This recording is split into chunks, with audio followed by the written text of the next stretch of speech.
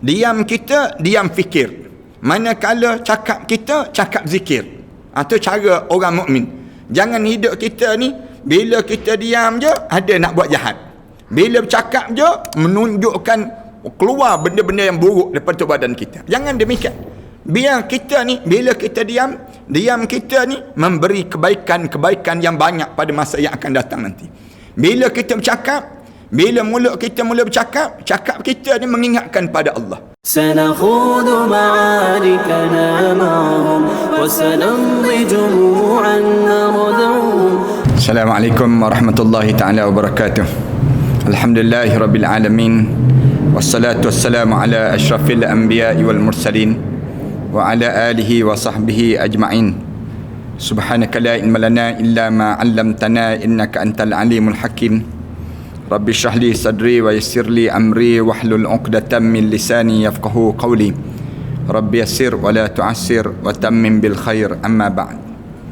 Para penonton dan sahabat-sahabat yang setia menunggu saat yang sebegini, pertamanya marilah sama-sama kita mengaturkan rasa syukur yang tak terhingga kita kepada Allah di atas peluang yang Allah masih lagi kurniakan pada kita pada malam-malam sebegini, dengan tujuan untuk kita menambahkan bekalan dalam hidup kita. Kita sempat diberi peluang oleh Allah untuk kita belajar tentang satu perjalanan yang perlu kita lalui dalam hidup kita ini, yang disebut dengan saat-saat kita berada dalam barzah ataupun kita berada dalam kubur. Bahasa yang mudah untuk kita fahami di kalangan kita. Bila kita berada dalam kubur, kita hidup ke tak hidup, kita kena yakin dalam jiwa kita bahawa kita akan hidup. Bila kita akan hidup dalam kubur ini, maka kita perlu kehidupan kita pada satu keadaan saja. Kita tak boleh hidup macam di dunia. Di dunia ini kita hidup dengan dua keadaan. Satu nikmat, satu lagi kesengsaraan. Hidup di atas dunia, kita buat pilihan di atas dunia. Tapi bila kita berada dalam kubur, kita tidak ada pilihan sebegitu lagi. Kita telah ditetapkan oleh Allah berdasar pada amalan yang kita buat di atas dunia ini. Suatu waktu mana kita hidup di atas dunia ini, kita perlu menetapkan jalan hidup kita, sehingga kan kita ni jangan tergoyang daripada jalan-jalan agama. Hidup kita di atas dunia ni, kita diajar supaya kita kekal dengan yang kita baca doa, ihdinas siratal mustaqim. Ya Allah, tolong bimbingkanlah kami ke jalan yang lurus. Bila kita boleh kekal dengan agama ini, kita masuk dalam kubur nanti, kubur kita akan menjadi taman pada taman-taman syurga. Kita bincang panjang dalam perbincangan sebelum daripada ni, macam mana nak jadikan kubur kita ni di antara taman pada taman-taman syurga. Jangan sampai peringkat bila kita masuk dalam kubur nanti, tak kira siapa pun kita, jawatan apa pun hebatnya kita, tiba-tiba kubur kita ni menjadi azab kepada kesengsaraan yang berterusan dalam kubur itu sendiri. Nauzubillah min zalik. Punca apa yang berlakunya azab ini? Azab kubur ini semenjak daripada malam 2-3 malam kebelakangan ini, kita dah mula cerita di antara sebab mengapa seorang tersebut diazab oleh Allah di dalam kubur. Antaranya yang kita sebut dalam hidup kita, kerana kita tidak menjaga keyakinan hidup kita, akidah kita kepada Islam. Yang ni di antara berlakunya azab kubur. Perkara yang pertama yang berlaku dalam pada seorang, bila dia mati dalam keadaan penuh dengan kekufuran, kekafiran dia kepada Allah. Na'udzubillah min dzalik. Bila seorang tersebut mati dalam keadaan kufur pada Allah, Allah sediakan lebih kurang 99 ekor ular, yang ular tersebut ular hitam besar, yang disebut dalam hadis Rasulullah sallallahu alaihi wasallam sebelum daripada ni, yang membelik tu badan dia dan juga akan mengoyak-ngoyakkan badan dia, akan menyembur dengan racun-racun, menyengat dia dengan racun ular bisa ini sampai bila? Sampai hari kiamat. Ini di antara sebab yang pertama. Sebab yang pertama dalam hidup seorang, dia ajar kenapa berlakunya azab kubur, kerana seorang tersebut tak jaga keyakinan dengan Islam. Hidup dia ni ragu-ragu terhadap Islam. Confirm orang ni akan berada dalam keadaan yang dianya diazab di dalam kubur nanti. Mati dalam keadaan kekufuran, mati dalam keadaan kekafiran. Na'udzubillah min dzalik. Sebab yang kedua kita bincang, kerana yang semalamnya kita sebut bahawa di antara sebab yang kedua ialah bukan kerana dosa besar juga. Dosa kecil saja tapi tak pandai nak jaga. Apa dia? Kerana dia tak jaga air kencing. Tak bersih air kencing. Bila tak bersih air kencing, kebanyakan dalam hadis Rasulullah sebut, kebanyakan orang yang masuk dalam kubur, dia diazab dalam kubur kerana dia tak jaga kebersihan air kencing dia. Bila dia tak bersih air kencing dia, air kencing ni kena pada pakaian dia, ataupun pakaian dia ni kena najis, yang menyebabkan dia pergi buat solat, ataupun dia hidup dalam keadaan menajis, ataupun dia tak jaga kebersihan tandas dia dan sebagainya. Semua ni menyebabkan dianya terazab dengan azab kubur. Ini di antara sebab yang kedua. Sebab yang ketiga kita sebut juga sebelum daripada ni, sebab yang ketiga kerana adu domba. Suka sangat melaga-lagakan orang.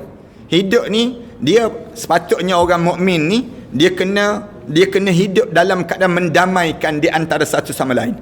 Tapi ada orang yang bersikap hidup dia menjadi batu api. Hidup dia nak lagakan orang tu, nak lagakan orang ni, nak suruh orang ni hidup dalam keadaan yang tak menentu, hidup dalam suasana yang rosak. Yang ni ramai di kalangan kita terjadi demikian. Melaga-lagakan di antara sesama mukmin. Sama ada laga-laga tu melalui mulut dia, adu domba dipanggil, ataupun melalui tulisan-tulisan dia. Tulisan-tulisan yang ditulis itu sendiri. Semua ni merosakkan di kalangan seorang. Kemudian sebab yang keempat, kerana yang kita sebut lagi, kenapa berlakunya azab kubur ini dasar pada hadis Rasulullah sallallahu alaihi wasallam juga, kerana dia suka ghibah. Ghibah maksudnya hidup dia dalam keadaan suka mengumpat. Kerja dia je mengumpat. Hidup je, bila dia hidup je, maka dia ni hidup dia suka bercakap tentang keburukan orang. Walaupun keburukan itu betul, tetapi dia bercakap di hadapan orang untuk menjatuhkan orang lain, maka dia anggap ghibah. Bila ditanya pada Rasulullah sallallahu alaihi wasallam, ghibah ni ataupun mengumpat ni apa dia ya Rasulullah? Rasulullah kata, yuzkara akhaka bima yakrahuhu. Kamu menyebut suatu benda yang saudara-saudara kamu dengan apa yang dia bencinya, walaupun benda itu betul. Benda tersebut betul, tapi kamu sebut juga. Misal contoh, kita bercakap dengan C, ataupun kita bercakap dengan D tentang mengenai seorang B, perangai B. B ni tak mandi pagi, misal contoh. Walaupun B ni tak mandi pagi, kita cerita pada C ataupun D tentang perangai B yang tak mandi pagi ni, maka di waktu tersebut kita sedang bercakap mengumpat hal orang tersebut. Mengumpat ni lah di antara perkara yang menyebabkan seorang itu diazab dan diazab di dalam kubur. Suka bercakap tentang keburukan orang lain. Yang ni di antara, sampai azab kubur ni teruk tak teruknya, Rasulullah sallallahu alaihi wasallam cerita sehingga kedengaran pada binatang-binatang yang berada di sekitar ataupun di atas muka bumi ini, waktu mana seorang itu diazab. Allahu Akbar. Bila seorang diazab, kedengaran binatang-binatang dengar bagaimana seorang itu diazab. Rasulullah sallallahu alaihi wasallam cerita tentang keadaan yang demikian. Dalam daripada Qatadah mengatakan azab kubur tu sepertiganya daripada ghibah, sepertiga daripada namimah, sepertiga lagi daripada air kencing. Rasulullah sallallahu alaihi wasallam cerita demikian. Azab kubur ni 1/3 kerana kena azab kubur kerana mulut tak cukup skru, orang panggil demikian. Mulut yang jenis suka bercakap tentang hal orang. Sama ada mulut dalam zaman kita ni, di zaman kita ni, di mana orang yang suka menulis, mengumpat melalui tulisan dipanggil. Dia melalui tulisan. Orang kawan tu tak tahu kawan yang dia tulis tu, tapi dia tulis tu tujuan untuk melekehkan orang, namimah. Suka mengungkit-ungkit benda-benda yang kotor, benda-benda yang buruk. Yang ni digambarkan tentang mengenai bagaimana kejinya, bagaimana rosaknya peribadi seorang tadi sehingga akan terbawa-bawa ke dalam kubur. Ini di antara perkara yang berlaku pada seorang ini sendiri, diazab di dalam kubur mereka. Dan 1/3 lagi daripada air kencing yang tak jaga, kebersihan air kencing dia ni menjadi kotor pada diri seorang ini sendiri. Di antara perkara yang menyebabkan, kata dia, ya Rasulullah, apakah mereka diazab dalam kubur mereka? Ya, iaitu satu azab yang didengari oleh segala macam jenis binatang. Bila seorang tersebut kena azab, bila seorang tersebut diazab, diazab ini sendiri, maka di kedengaran sampai ke atas muka bumi ini bagaimana azab dia dalam kubur, sampai pada binatang-binatang mendengar apa yang sedang berlaku di dalam kubur itu sendiri. Berhati-hati para hadirin sekalian dengan kita ni. Satu orang Islam ni, saya pesan banyak kali kan, mulut kita ni diam fikir. Kemudian cakap kita cakap zikir. Itu cara orang mukmin. Orang mukmin ni kena pegang tagline, diam kita diam fikir. Manakala cakap kita cakap zikir. Itu cara orang mukmin. Jangan hidup kita ni bila kita diam je ada nak buat jahat. Bila bercakap je menunjukkan keluar benda-benda yang buruk daripada badan kita. Jangan demikian. Biar kita ni bila kita diam kita ni memberi kebaikan yang banyak pada masa yang akan datang nanti. Bila kita bercakap, bila mulut kita mula bercakap, cakap kita ni mengingatkan pada Allah. Itu cara orang mukmin dalam hidup dia. Ni tak cakap je pada diri kita ni, akhirnya kita termasuk dan terjebak dalam lubang ataupun kawah-kawah mengumpat. Bila kita termasuk cakap tentang hal orang lain, habis pada kita amalan-amalan kita. Yang lebih teruk lagi, bila masuk kubur kita ni diazab kita. Kerana apa dia? Kerana sikap yang kita lakukan di atas dunia ini sendiri. Dalam Al-Awsat disebut bahawa Abu Sa'id Al-Khudri berkata, aku pernah bersama dengan Rasulullah sallallahu alaihi wasallam dalam satu perjalanan. Beliau Rasulullah sallallahu alaihi wasallam atas kenderaan. Diceritakan demikian. Tiba-tiba haiwan kenderaan itu seperti ketakutan. Cerita yang berlakunya sama dengan Rasulullah. Lalu kawasan satu tempat, tiba-tiba binatang tu jadi rasa nampaknya macam takut dan menjauhkan diri. Katanya, ya Rasulullah, mengapa haiwan tunggangan kamu tu semakin menjauh ya Rasulullah? Sahabat-sahabat ni tanya. Abu Sa'id ni tanya, pelik ya Rasulullah, kenapa semakin menjauhkan begitu binatang tunggangan kamu ya Rasulullah? Rasulullah menjawab, kerana dia mendengar suara orang yang diazab di dalam kuburnya hingga dia berlari menjauhkan darinya. Allahu Akbar. Binatang tu bila dia lalu kawasan, dia berada kawasan kubur tu, tiba-tiba dia dengar suara azab dalam kubur, orang yang diazab dalam kubur, menyebabkan binatang tu berlari jauh. Lari. Rasulullah sallallahu alaihi wasallam cerita, kerana apa dia? Kerana takutnya kedengaran suasana di dalam kubur itu sendiri. Allahu Akbar. Kubur kita ni, kita doalah biar jadi kubur di antara taman pada taman-taman syurga. Ibnu Abi Syaibah menuturkan mengenai firman Allah Ta'ala, sebagaimana orang kafir yang telah berada dalam kubur berputus asa. Allah Ta'ala berfirman, sebagaimana orang kafir yang telah berada dalam kubur, dia akan berputus asa terus. Start daripada orang kafir masuk dalam kubur, dia jadi rasa putus perasaan dia. Tak ada perasaan langsung. Putus perasaan, putus asa langsung. Kerana dia tak nampak lagi jalan keluar pada diri dia. Apabila seorang tersebut kufur, dia mati dalam keadaan dia kafir, dia masuk dalam kubur je, dia tak tahu, tak ada dah jalan nak selamatkan diri dia. Macam mana? Depan dia ni huru-hara yang menakutkan dan menggerunkan. Dalam perjalanan untuk ke depan, untuk satu benda yang menyeksakan pada diri dia. Tak ada ruang untuk ruang cahaya, untuk kembali nak balik hidup dan nak ambil balik segala amalan-amalan yang hidup di atas dunia. Di waktu tersebut mereka akan putus asa. Ikrimah mengatakan, jika orang kafir masuk ke dalam kubur, diturunkan pada mereka kehinaan yang telah dijanjikan Allah kepada mereka, sehingga mereka berputus asa. Bila orang kafir ni dia masuk je dalam kubur, kemudian dia tengok suasana kubur tu, dia jadi putus asa terus pada diri dia daripada rahmat Allah. Abu Rafi' berkata, aku pernah berjalan bersama dengan Rasulullah di perkuburan Baqi'.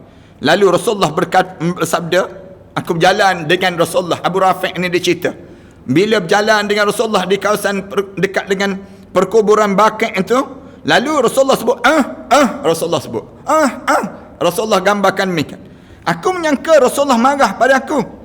Lalu aku tanya Rasulullah sallallahu alaihi wasallam, bila aku tengok Rasulullah kata gitu tu, aku ingat Rasulullah marah pada aku.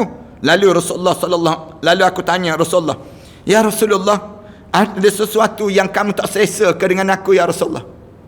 Abu Rafi' tanya, yang kamu tak berapa puas hati dengan aku ke ya Rasulullah? Lalu Rasulullah jawab, apa itu? Rasulullah tanya, apa? Rasulullah tanya demikian, Apa maksudnya? Rasulullah sallallahu alaihi wasallam tanya, kenapa jadi demikian? Lalu aku tanya balik Rasulullah, apakah kamu memarahi aku tadi ya Rasulullah? Kamu lalu kawasan dekat kubur tu, tiba-tiba kamu sebut gitu ya Rasulullah. Kamu nak marah pada aku ke ya Rasulullah? Tanya Abu Rafi' ini sendiri. Lalu Rasulullah sebut, tidak. Rasulullah sebut, tetapi kerana si fulan penghuni kubur tu, kata Rasulullah. Kata Rasulullah, tu kerana penghuni kubur tersebut, aku pernah mengutuskannya membahagikan harta rampasan perang pada Bani Fulan. Lalu dia mengambil baju untuk dirinya sendiri. Aku pernah hantar dia untuk bahagikan harta rampasan perang kepada satu kumpulan, satu puak. Tiba-tiba daripada yang aku hantar dia jadi wakil aku tu, dia ambil baju tu, dia pakai untuk diri dia sendiri. Dia pakai untuk diri dia. Dia tak bagi pada orang tu yang sepatutnya dapat. Kemudian Rasulullah sallallahu alaihi wasallam sebut, sekarang kepadanya dipakaikan baju besi yang serupa daripada api neraka yang dipakaikan pada tubuh badannya. Rasulullah kata demikian. Yang aku sebut tu, kerana apa dia? Orang ni tak tunai tanggungjawab dia. Para hadirin sekalian, setiap di kalangan kita ni, kita kena ingat, kita ni ada tanggungjawab. Saya ada tanggungjawab, tuan-tuan ada tanggungjawab. Semua di kalangan kita ni ada tanggung yang kena jawab. Dalam hidup kita ni ada orang bagi amanah. Orang bagi pada kita ni amanah, pada diri kita. Bila kita ambil amanah tu, tiba-tiba patutnya kita sampaikan amanah tersebut pada orang yang tertentu. Tiba-tiba kita tak bagi pada orang tertentu. Kita ambil barang tersebut, kita guna untuk diri kita sendiri. Allah, dosa besar dalam hidup dia. Azab kubur tersedia pada diri dia. Sekarang Rasulullah sallallahu alaihi wasallam sebut, dipakaikan baju besi yang serupa dengan api neraka. Baju besi tu pada diri dia tu, aku tengok tu dia tu, aku dah bagi dah dia mewakili aku untuk hantar barang pada orang. Tiba-tiba dia ambil barang yang patutnya dibagi pada orang tu, digunakan untuk diri dia sendiri. Berhati-hati para hadirin sekalian. Para hadirin sekalian yang bekerja dekat pejabat-pejabat kerajaan, tuan-tuan yang bekerja menjadi pemimpin masyarakat, kadang-kadang pihak yang pemerintah dia bagi melalui kita, saluran melalui kita. Tiba-tiba kita ambil peruntukan yang dapat tadi, kita bagi pada keluarga-keluarga kita, anak-anak kita, keluarga kita, dan kita guna untuk diri kita. Kita tak sampaikan pada mereka yang berhak. Saya buat contoh apa dia? Misal contoh yang namakan dengan bajet untuk orang miskin, ataupun peruntukan orang yang susah, bagi pada ketua, dapat pada ketua ni sendiri, ketua kaum. Tiba-tiba ketua masyarakat ni, dia dapat je peruntukan tu, dia gunakan untuk diri dia. Dia tak bagi kepada orang bawah, orang yang sepatutnya terima. Bila dia tak bagi pada orang yang patutnya terima, di waktu tersebut, orang yang sedemikian rupa ini, dia akan dia akan menanggung semua harta benda yang dia dapat tadi, akan menjadi pakaian api daripada neraka Allah dalam kubur itu, yang menyebabkan Rasulullah sallallahu alaihi wasallam sebut, Rasulullah kata, pergi mampus kamu. Nak marah Rasulullah. Ni macam Rasulullah tak suka dengan keadaan yang berlaku tersebut. Allahu Akbar. Nak kena jagalah pada diri kita ni, kitanya nak kena jaga pada diri kita, jangan sampai tahap di mana kitanya mengambil harta orang. Jangan ambil tanah orang, jangan ambil hak orang, jangan. Di atas dunia ni, segala apa yang kita buat di dunia, dia akan jadi cerminan ke dalam kubur nanti. Sekarang ni kita sedang melukis ni, lukisan-lukisan kita ni sedang kita lukis. Kita nak jadikan kubur kita ni di antara taman syurga ke, ataupun kita nak jadi kawah pada kawah-kawah neraka. Atas dunia ni kita sedang sibuk dalam keadaan sebegini. Sama ada kita nak jadikan diri kita di kalangan ahli syurga ataupun di kalangan ahli neraka. Na'udzubillah min dzalik. Seterusnya tu yang kelima. Yang keenam, daripada Ibnu Mas'ud disebut bahawa Nabi sallallahu alaihi wasallam bersabda, pernah diperintahkan pada kubur untuk memukul salah seorang daripada hamba Allah dengan 100 pukulan. Rasulullah sallallahu alaihi wasallam sebut, pernah ada seorang hamba Allah yang diperintahkan pada kubur supaya pukul orang dalam kubur ni dengan 100 pukulan. 100 pukulan untuk dia. Tetapi masih terus diminta dan dimohon dikurangkan. Tetapi dia minta kuranglah, janganlah sampai begini. Hinggalah akhirnya menjadi satu pukulan sahaja. Daripada 100, dia minta kurang, kata Rasulullah. Akhirnya kena sekali je. Dia diminta dikurang. Minta deal lah dengan mereka. Janganlah pukul lagi. Jangan pukul lagi. Sampai bila? Sampai satu pukulan saja. Lantas kubur pun dipenuhi dengan api. Waktu mana dia nak dipukul tersebut, nak dipukul tu dipenuhi dengan api. Ketika api itu menghilang, dia mula sedar dan dia bertanya, atas dasar apa kalian memukul aku? Kan bila api itu dah tak ada dah, dia pun tanya balik. Tanya pada di kalangan mereka tu, kamu pukul aku ni kan apa? Sebab apa dia kena pukul aku? Mereka menjawab, kamu pernah mengerjakan solat tanpa bersuci. Di antaranya dosa kamu di atas dunia dahulu, kamu sembahyang tapi kamu tak ambil wuduk. Ni ada perangai orang kita macam tu. Dia solat tapi tak ambil wuduk. Ada orang yang di kalangan kita ni, dia dah batal dah solat dia, batal dah wuduk dia. Tiba-tiba dia rasa malas, tak nak lah pergi ambil wuduk. Kemudian oleh kerana dia tak nak ambil wuduk, lalu dia diazab dalam kubur sebanyak lebih kurang 100 pukulan yang patut dia kena, yang kena pada diri dia. Kemudian dalam keadaan yang dianya demikian tersebut, kemudian dalam masa yang sama, dalam keadaan kena pukul tu, nak kena pukul 100 kali, lalu dia minta kurang, jadi sekali je. Sekali itu api penuh dalam kubur dia. Diceritakan keadaan demikian. Tiba-tiba saat mana api yang penuh nak pukul pada diri dia, tiba-tiba di waktu itu ditanya, punca apa aku kena pukul? Lalu dia jawab, kerana kamu solat tapi kamu tak ambil wuduk. Ada orang demikian. Pelik kan orang kita, dah halang-halang solat, ambillah wuduk. Pelik pada diri kita, tiba-tiba dia boleh solat tanpa wuduk. Solat dia bukan tak solat, tapi tak ada wuduk, tak bersih pada diri dia. Yang pertama, dalam masa yang sama, dia pernah berjalan melintasi orang yang dizalimi, tapi kamu tidak pernah menolong orang yang dizalimi tadi. Kamu pernah tahu orang yang kena zalim, tapi kamu tak pernah bantu orang yang kena zalim ni sendiri. Ada di kalangan kita ni, dia tahu orang ni sedang dizalimi, tapi dia tak bantu pun orang yang kena zalim tadi. Dia biarkan orang kena zalim tu berterusan dizalimi. Suami yang menzalimi isteri yang zalim pada suami, kemudian anak-anak yang dizalimi, kemudian ayah dan ibu ayah yang dizalimi oleh anak-anak. Ini berlaku dalam masyarakat kita demikian. Kemudian pemimpin yang buat zalim pada rakyat yang buat zalim pada pemimpin. Semua ni, kita ni, kalau kita bincang dalam bab zalim, buat khianat ni, ramai di kalangan kita ni hidup dalam keadaan buat zalim di antara satu sama lain. Buat khianat di kalangan kita. Buat zalim pada jiran. Ramai mana orang kita buat zalim pada jiran. Dalam hidup kita berjiran, tapi buat khianat sama-sama kita. Sama-sama jiran, buat khianat, sihir menyihir di antara satu sama lain. Suami buat zalim pada isteri, biarkan isteri cari nafkah dalam keadaan yang dapat daripada nafkah isteri ni, suami ambil daripada nafkah isteri tadi, digunakan untuk diri dia. Buat zalim. Bila buat zalim ni, kamu masuk dalam kubur, saat mana kamu berada dalam kubur, kamu diazab dengan api yang menyerang kamu dalam keadaan azab yang terazab yang amat pedih. Jangan buat zalim pada diri kita. Jangan buat khianat di kalangan kita.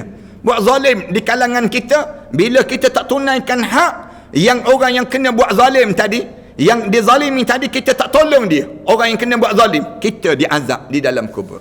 Allahu Akbar. Kena ingatlah pada diri kita ni, kalau kita jadi mertua orang, kita menjadi ayah orang, kita menjadi ibu orang, jangan buat khianat pada anak menantu kita. Jangan buat zalim pada orang. Dan kalau kita tahu orang kena zalim, menjadi tanggungjawab di kalangan kita untuk membantu orang yang kena zalim ini. Bila orang kena zalim saja, menjadi tanggungjawab untuk diri kita yang bantu bagi mereka berlepas diri daripada kezaliman yang berlaku tersebut. Saya perhati orang kita tak perasan dia sedang buat zalim. Zalim. Yang pertama, zalim pada diri sendiri. Yang kedua, suami menzalimi isteri. Isteri menzalimi suami. Ini perangai dalam hidup kita. Saling buat khianat. Saling buat khianat ni, ramai di kalangan kita. Kita perasan dia buat khianat. Orang ada di kalangan kita, dia tahu kawan-kawan dia buat zalim pada pasangan hidup dia. Dia tahu. Tapi dia biarkan kawan dia bisik dia, aku nak pergi sihir suami aku, misal contohnya. Aku nak pergi sihir isteri aku nak buat khianat pada isteri aku. Dia tahu keadaan demikian, tapi dia biarkan. Bila dia biarkan dalam keadaan sebegitu, maka dia akan sedia orang yang membiarkan itu, dia kena bersedia untuk dia diazab di dalam kubur sekejap lagi. Allahu Akbar. Yang ni Islam diajar supaya kita ni tolong menolong, bantu-membantu di antara satu sama lain ini sendiri. Yang keenam, yang seterusnya, yang ke-8. Kemudian disebut lagi keadaan orang yang berada dalam keadaan yang bagaimana pada diri dianya dalam suasana yang dia diazab dan diazab di dalam kubur ini sendiri. Siapa dia? Orang yang memecahkan kepalanya dengan batu, yang dimimpi oleh Rasulullah sallallahu alaihi wasallam. Rasulullah sallallahu alaihi wasallam cerita dalam hadis yang panjang. Saya tak cadang nak baca hadis yang panjang ni, tapi saya sedang senaraikan di antara senarai-senarai orang yang dalam keadaan yang dizalimi. Itu dia panggil demikian. Orang senarai-senarai mereka yang berada dalam keadaan di dalam keadaan yang kesengsaraan di dalam kubur itu sendiri. Ini keadaan mereka tersebut. Siapa orang ni nya? Ni yang digambarkan dalam keadaan yang sebegini. Siapa lagi yang diazab, yang dicerita dalam mimpi Rasulullah sallallahu alaihi wasallam? Rasulullah sallallahu alaihi wasallam cerita mimpi dia. Di antaranya lagi mereka yang diazab, orang yang dipecahkan kepalanya dengan batu adalah orang yang mengambil Al-Quran lalu dilemparkan dan tidak mengerjakan salat wajib pada diri dia. Ini di antara orang yang, siapa lagi yang diazab di dalam kuburnya? Orang yang diazab di dalam kubur ini ialah orang yang dipecahkan kepala dengan batu. Orang yang mengambil Al-Quran lalu dia tidak beramal dengan Al-Quran Karim dalam kehidupan dia, tidak mengerjakan solat wajib. Hal itu akan terus dijalankan sampai hari kiamat. Itu digambarkan oleh Rasulullah sallallahu alaihi wasallam. Lain kita tak berapa elok kot, ataupun talian kita dalam keadaan yang tak berapa sempurna ni. Jadi saya rasa dalam suasana kita ni kita akan sambunglah dalam perbincangan tajuk yang kita bincangkan ini, dan mudah-mudahan kita akan betulkan balik kalau ada ruang dan ada kesempatan nanti, insya-Allah kita sambung pada malam esok cerita tentang azab kubur dan juga suasana azab kubur yang berlaku ini sendiri, sehinggalah kita akan sebut siapa yang diazab dan bagaimana keadaan yang mereka diazab itu sendiri, insya-Allah.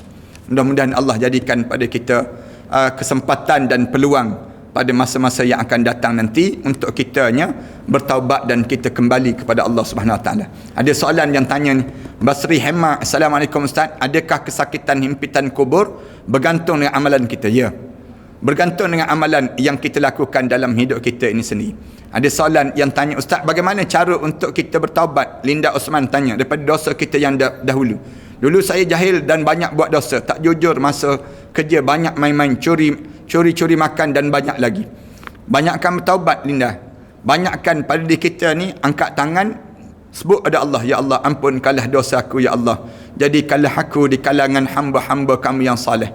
Dalam masa yang sama kitanya banyakkan bersedekah. Bila kita banyak bersedekah, kemudian kita bersedekah, kita niat terhadap kesilapan kita yang lalu, insya-Allah mudah-mudahan Allah hapuskan dosa-dosa tadi. Nurul Fatini Ruslan tanya, jika anak terkencing atas katil, macam mana cara menyucikan air kencing itu, Ustaz? Kita ambil je air, kemudian kita rinjis, kemudian tengok umur anak tersebut. Jika anak ni anak yang kecil, bayi lagi, dia tengok pula anak lelaki ke anak perempuan. Itu beza dipanggil. Kemudian pastikan kita basuh betul-betul, biar cuci betul-betul. Kemudian bila dah tak nampak pada ain dan tak bau dan tak ada rasa, 3 benda tersebut, maka suci dah tempat tersebut. Salam Ustaz, kalau suami tak jalan tanggungjawab dengan tak adil, macam mana Ustaz? Sama, suami ni akan diazab dalam kubur nanti. Walaupun dia boleh selamat di dunia, tapi masuk dalam kubur nanti terazab terus. Bagi suami yang tak melaksanakan tanggungjawab dia dengan penuh tanggungjawab yang baik, itu dia panggil demikian. Kemudian Ustaz, apa perspektif Ustaz tentang mengikut Qadiani? Dia keluar daripada ajaran Islam. Bila keluar daripada ajaran Islam, dia bukan termasuk di kalangan orang mukmin. Kemudian Suraya Saiful Azman tanya, Ustaz, minta doakan saya istiqamah. Ya Allah, mudah-mudahan Suraya Saiful Azman istiqamah. Saya mengaku saya seorang pendosa yang hina. Moga Allah teruskan beri hidayah pada saya, Ustaz. Mudah-mudahan Allah jadikan kebaikan demikian. Betulkah ada himpitan kubur pada semua mukmin? Sebab apa yang berlaku sebab apa berlakunya himpitan kubur sebut? Kita dah bincang dah sebelum daripada ni. Semua di kalangan kita ni kena himpitan kubur. Tak ada seorang pun yang terlepas daripada himpitan kubur. Rasulullah sallallahu alaihi wasallam sebut demikian. Rasulullah sebut, kalau ada di kalangan umat aku yang boleh terlepas daripada himpitan kubur, nescaya Sa'ad bin Mu'az lah orang yang pertama yang terlepas daripada himpitan kubur. Sa'ad bin Mu'az pun tak terlepas himpitan kubur. So apa berlaku himpitan kubur? Sebab ayah nak bersyukur. Yang kedua, kerana tak jaga air kencing. Tak jaga air kencing di antara sebab mengapa terjadinya himpitan kubur. Yang ketiga, hidup kita ni dalam keadaan yang sentiasa dalam keluh kesah, rasa tak puas hati je memanjang. Ini di antara sebab-sebab dah. Kemudian Atika Shannon tanya tentang soalan himpitan kubur tadi. Abdullah tanya, Assalamualaikum Ustaz, jika seorang tu tak kenal Allah, maka imannya tak sah. Boleh Ustaz bagi pencerahan tentangnya? Dalam hidup ni, kalau dia tak kenal Allah, dia kenal selain daripada Allah, yang dia merosakkan pada diri dia, maka dia kena jaga akidah dia, jaga keimanan dia pada Allah Subhanahu Wa Taala. Saiful Man tanya, Assalamualaikum Ustaz, buat masa ini saya tak ada soalan, tapi saya nak Ustaz teruskan ceramah live sebegini supaya ramai kawan-kawan dapat mempelajari dan memahami. InsyaAllah, mudah-mudahan Saiful Man doakan, mudah-mudahan kita akan memahami betul-betul perjalanan yang akan datang nanti. Maznah Muda tanya, Assalamualaikum, apakah doa semoga si mati diringankan azab kubur?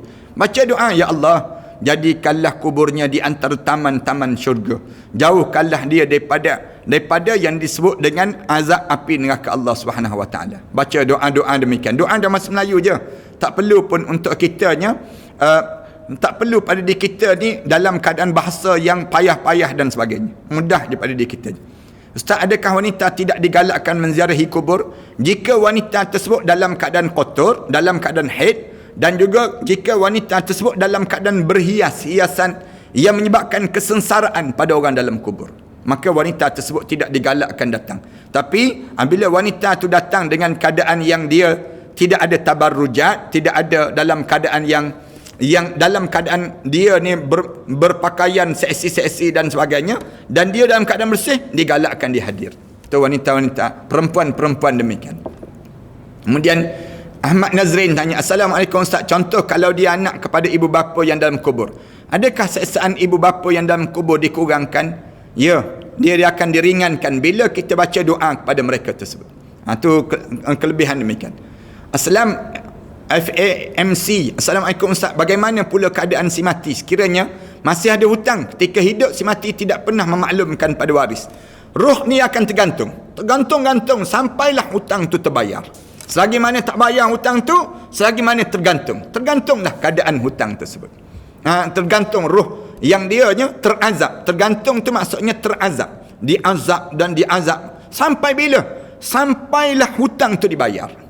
Oleh yang demikian, kita ni bila kita hidup atas dunia ni, jangan sekali-kali kitanya biarkan diri kita ni lekat dengan hutang-hutang. Dan setiap kali mana kita berhutang, tulis nama-nama orang yang kita berhutang tersebut.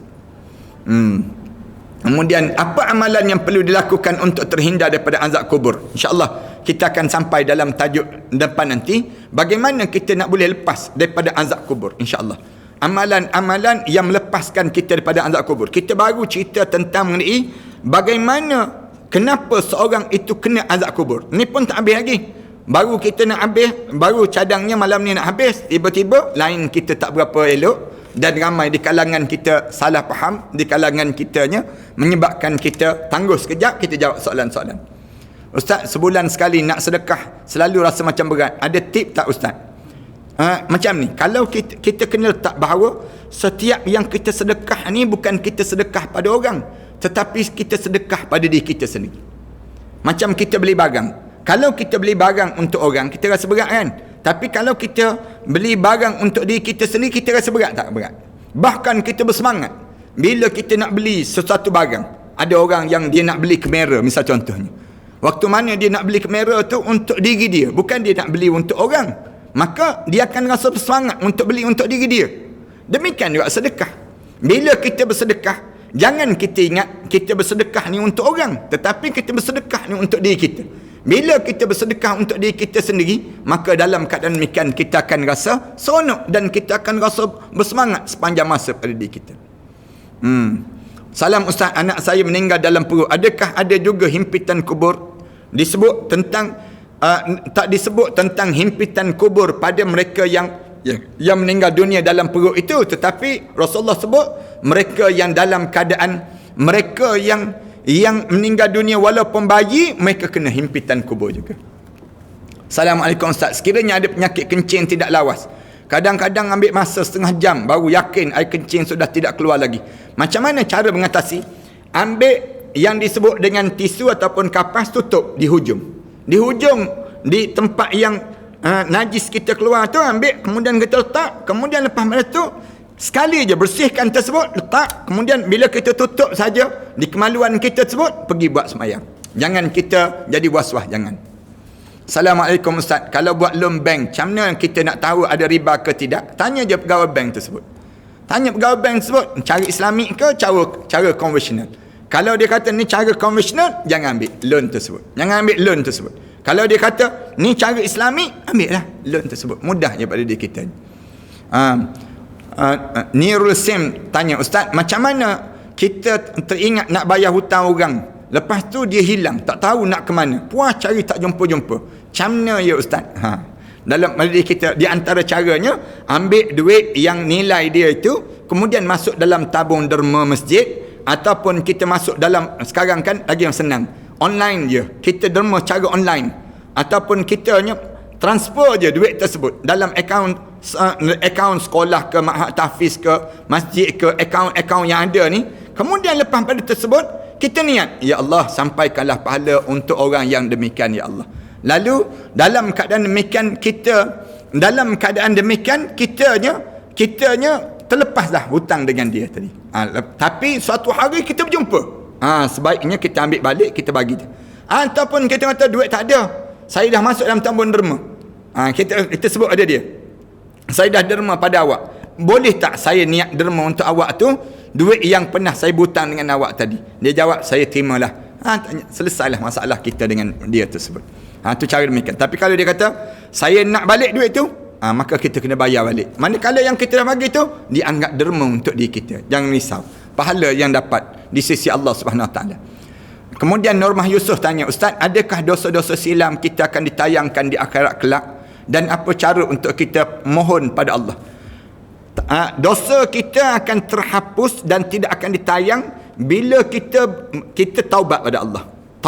Taubat nasuha. Kita sebut, ya Allah, aku buat dosa dahulu, ya Allah, aku kali ini aku minta ampun sungguh-sungguh pada kamu, ya Allah, tolong tutupkanlah kesilapan aku yang lalu, ya Allah. Lalu Allah akan tutup dosa-dosa kita ni, tak ditayangkan balik. Satu. Yang kedua, kita buat benda yang baik, buat amalan baik. Sekarang ni kita tak tahu dah dosa kita yang dahulu, yang kita buat dahulu, tak tahu dah, banyak sangat dosa dahulu. Kita sekarang, kita tahu je, kita buat benda yang baik. Innal hasanatu yuzhibnas sayyi'at. Tiap kali mana kamu buat benda yang baik, menghapuskan segala dosa yang lalu dalam hidup yang kita lakukan sebelum daripada ini. Maka dalam keadaan demikian, pahala kita ni berpanjangan untuk diri kita. Itu cara demikian pada diri kita. Kemudian macam mana kita nak pohon pada Allah? Angkat tangan je, ya Allah, tolonglah, ya Allah, aku mengharapkan keampunan dosa-dosa yang lalu, ya Allah. Dan yang ketiga, jangan ungkit balik dan jangan sebut balik kesilapan kita lalu tadi di hadapan siapa saja, bahkan cukuplah kita dengan Allah dalam kehidupan kita. Fiza Muhammad Nur tanya, Ustaz, macam mana nak nasihatkan kawan yang tak solat semasa waktu bekerja? Di antara caranya ialah di mana kitanya ajak pada dia dengan lemah lembut. Yang pertama, kita sebut ada dia, kita orang Islam kan, awak Islam kan, jom kita solat. Kemudian kita bagi hadiah-hadiah yang mengingatkan dia pada solat. Hadiah kain sembahyang, hadiah kain solat yang kita beli, bagi hadiah pada kawan-kawan kita dengan niat untuk dakwah pada dia. Yang ketiga, dalam masa yang sama solat dekat dengan dia. Bila solat dekat dengan dia, lama-lama dia akan tertarik pada diri kita untuk sama-sama solat ini sendiri. InsyaAllah mudah-mudahan terjadilah amalan-amalan yang kita lakukan itu. Terima kasih di atas kesempatan yang baik pada malam yang baik ini. Mudah-mudahan Allah panjangkan umur kita dan Allah masukkan kita di kalangan hamba-hamba Allah yang soleh.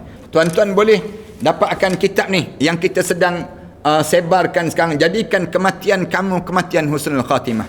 Dalam tempoh macam ni, tuan-tuan boleh direct kepada penerbit kitab kita ni, buku kita ni, pada talian 019 577 6306 577 6306. InsyaAllah mudah-mudahan Allah berkati dan Allah rahmati kita semua. Terima kasih di atas kesempatan yang baik. Terima kasih pada tuan-tuan yang banyak menyumbang kepada Ma'had Tahfiz yang sedang saya bangunkan ini. 5 buah sekolah tahfiz yang sedang saya bangunkan di belakang saya ni, di Kelantan, di Terengganu, kemudian di Pahang, kemudian di Shah Alam, kemudian di Pulau Langkawi di Kedah. Dan mudah-mudahan semua tersebut akan memberi syafaat pada kita, akan memberi kemudahan pada kita waktu mana kita berada dalam kubur nanti.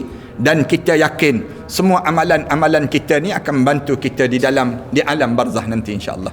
A'udzubillahi minasyaitanirrajim. Bismillahirrahmanirrahim. Alhamdulillahirabbil alamin wassalatu wassalamu ala asyrafil anbiya'i wal mursalin wa ala alihi wa sahbihi ajma'in. Rabbana iftah bainana wa bain qaumina bil haqq wa anta khairul fatihin. Rabbana zalamna anfusana wa illam taghfir lana wa tarhamna lanakuna minal khasirin. Rabbana wa tub alaina innaka antat tawwabur rahim. Rabbana atina fid dunya hasanah wa fil akhirati hasanah wa qina adzaban nar. Sallallahu ala Muhammad wa ala alihi wa sahbihi wasallam. Walhamdulillahi rabbil alamin. سنخوض معاركنا معهم وسنمضي جموعا نرذوهم.